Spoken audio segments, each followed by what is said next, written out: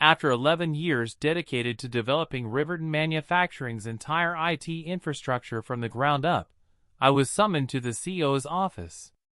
There, I was informed that my position was being eliminated as part of a move to modernize operations. As Preston Campbell delivered the news, with the sterile precision of a corporate machine, my heart pounded. The blood seemed to vanish from my face as I tried to process what I was hearing. I was a person they had once called the company's backbone, and now I was suddenly seen as obsolete. My name is Derek. I'm 42 years old, and for more than a decade, I've been the silent force ensuring 3 production facilities ran without interruption, 24/7. You wouldn't find any mention of my work on our company's website or in the quarterly reports, though. When we were still using Windows XP and keeping passwords on sticky notes, I was the one who built our network security from scratch. I transformed our 5-person help desk into a 30-person team that ensured the machines in Milwaukee never stopped running, and neither did I. I hadn't even planned to stay in the job that long. I took it as a temporary solution after my divorce, something to keep me occupied while I figured out my next move.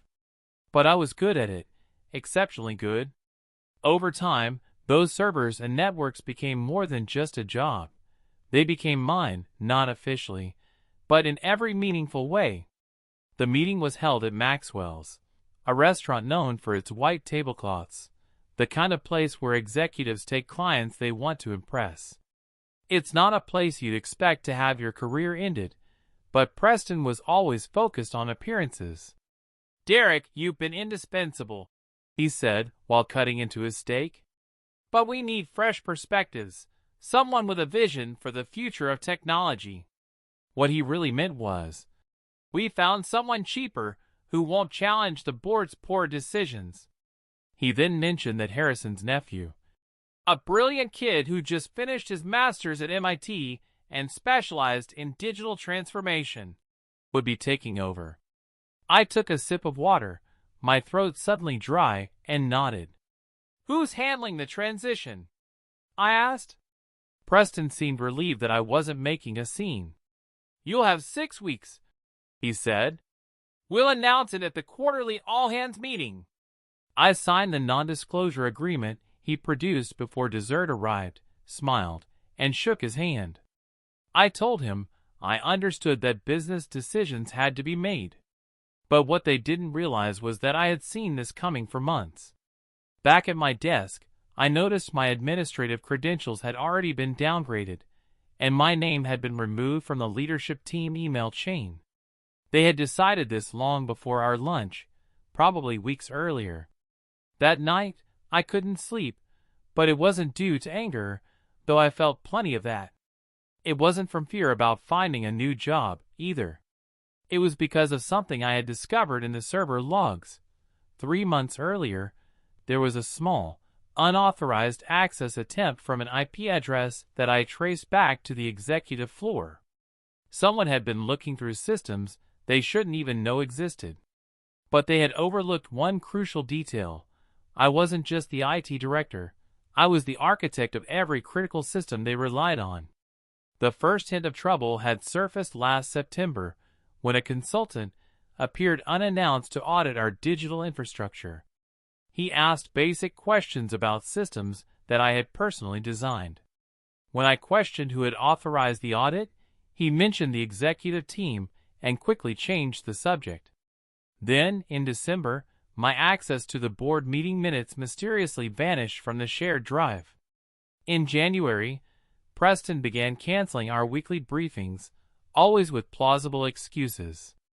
At the New Year leadership retreat, I overheard Harrison talking about his nephew, calling him brilliant with computers, and saying, "Silicon Valley companies are fighting over him." I should have paid more attention, but I was loyal to a fault, something my ex-wife used to say about me. The final sign came when Vanessa, my right hand, told me about a strategic planning session I should have led. When she brought up my name, Preston changed the subject. "Something felt off," she said. "Like they were planning around you." 2 days after my lunch with Preston, Nathan Blake, Harrison's nephew, appeared in my server room at 7 p.m. He was clean-cut, wore an expensive watch, and had the casual confidence of someone who had never been told no. He couldn't have been older than 30. "Just routine checks," I said when he asked what I was doing. "Getting the lay of the land," he replied, walking in as if he already owned the place. "Preston mentioned you'd be showing me around soon." Nathan studied my server configuration with youthful arrogance. "Impressive setup," he commented. "A bit old school, but solid." Old school? I had upgraded these systems just 8 months ago. "Your documentation is thorough," he continued. "I've been reading through your protocols. I have some ideas for modernization," he said, as if he were doing me a favor. After he left, I checked the access logs. Nathan's credentials had been created 3 weeks before my lunch with Preston. He had already been given top-level administrator access and had viewed my entire documentation library. In that moment, I knew exactly what I had to do. The next morning, I met Louise, my lead developer, at a coffee shop. The dark circles under his eyes showed he knew something was wrong. "They're phasing me out," I said without preamble. He nodded slowly. "I figured. They've been asking weird questions, having me explain your systems for a couple of weeks now." "What's your plan?" he asked. I hadn't realized I had one until he asked, but sitting there, watching the early morning commuters, something settled inside me, a clarity I hadn't felt since finding my divorce papers. "They think everything's in the documentation," I said quietly. "But we both know it's not." Louise leaned forward, understanding immediately. The proprietary tools, the workarounds, the patches I built that weren't in any manual, the custom monitoring system and client interface that no one else fully understood. "I'm not going to sabotage anything," I said carefully. "But I'm not going to give away what's mine either." What Preston and Nathan didn't realize was that the core of our entire operation, the system sync interface that connected our manufacturing equipment to our network, was my personal creation. I had developed it 8 months before even joining Riverton and had licensed it to the company, retaining full ownership rights. The official announcement came during the all-hands meeting the following week. Preston stood at the podium, talking about exciting transitions and fresh perspectives, while Nathan smiled politely beside him. The panic in my team's eyes was unmistakable as they realized their leader was being discarded. After the meeting, I requested a sit-down with Preston and HR. "Several of the systems Nathan will be taking over were built by me using my own development framework," I pointed out. "The system sync interface was developed before I joined Riverton. I licensed it to the company but retained ownership." Preston shifted uncomfortably. "That was 10 years ago, Derek. The company has evolved. So has System Sync," I replied. "Every update, every integration was built on my original code." I leaned forward. "I just want proper compensation for my intellectual property." The look they exchanged told me everything. "We'll look into it," Preston said finally. They were stalling, and we all knew it. The next morning, my access to development servers was restricted. "Security protocol during transition periods," read the automated email. Nathan started calling team meetings without inviting me. When I showed up anyway, his annoyance was barely concealed. "I was just outlining some changes to the network architecture," he said with forced confidence. "Interesting," I said. "Which architecture, specifically?" "The main production floor systems," he replied. "We're going to streamline the protocols. Those protocols prevent machine failures under peak load," I said evenly. "They're custom designed for our specific equipment." Nathan's smile tightened. "Modern systems don't require such complex workarounds." "They're not workarounds," Vanessa interjected. "They're necessary adaptations." Derek designed them after the 2018 failure. Nathan's confidence wavered for a moment. Well, I appreciate the historical perspective, but we're moving forward with streamlining. He turned to the whiteboard, effectively dismissing me, but his face had gone pale when Vanessa mentioned the 2018 failure. Clearly, no one had briefed him on why those complex workarounds existed. The real betrayal came when I discovered Nathan was conducting individual job evaluations with my team members, assessing who to keep. Louise texted me afterward. He asked if your systems were really necessary or just overly complicated.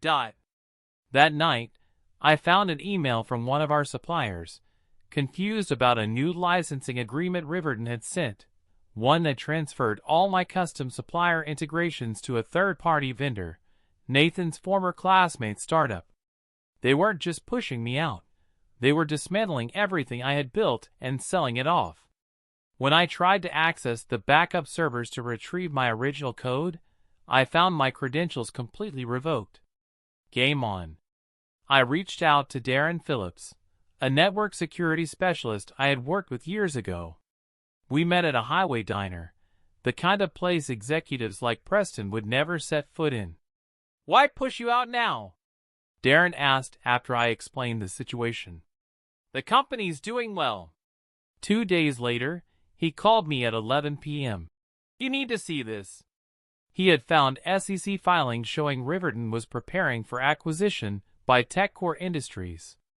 The deal was contingent on demonstrating modernized technical infrastructure and transitional.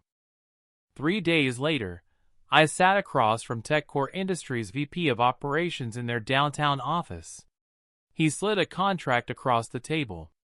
We're still acquiring Riverton, he said, but we want you to lead the technical integration as a consultant.